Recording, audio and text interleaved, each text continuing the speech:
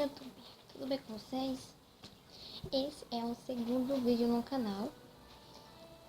Para vocês que não me conhecem, eu sou Rafaela. Eu tinha gravado meu primeiro vídeo, que é como fazer batom mate. Não me apresentei em nada, então hoje eu resolvi me apresentar. Meu nome é Rafaela dos Santos Oliveira, tenho 11 anos, moro em Feira de Santana, Bahia. E vou contar um pouco também da minha história. Tem muito tempo eu tava querendo gravar um vídeo. Fazer um vídeo pro canal, eu achava bacana. Aí eu via outros youtubers, né? Aí eu falei, por que eu também não faço vídeo? Aí eu esperei desde 2014 eu já queria gravar vídeo. Eu não comecei a gravar porque a câmera do meu telefone não era boa.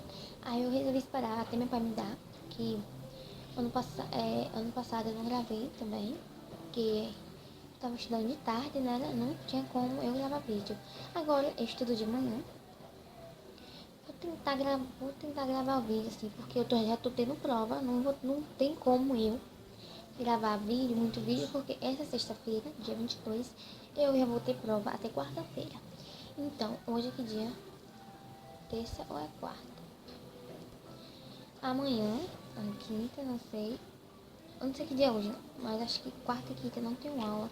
Vou ver se esses 2 dias eu gravo mais vídeo, porque eu estou tendo prova, já fiz teste hoje de geometria. Então, eu já estou no sexto ano, pra quem não sabe. Então, eu tenho que estar estudando para passar de ano. Entendeu, gente? Aí, mas em breve, não esse ano, quando o canal começar a crescer, vou providenciar uma câmera, uma iluminação, um lugar bacana para gravar, entendeu? Mas por enquanto, assim, é início no canal, eu tô gravando aqui mesmo. Então, gente, por isso eu não vou estar podendo gravar vídeo todo dia. Então, né, já me apresentei. Um big beijo pra vocês, até o próximo vídeo. Já vou gravar.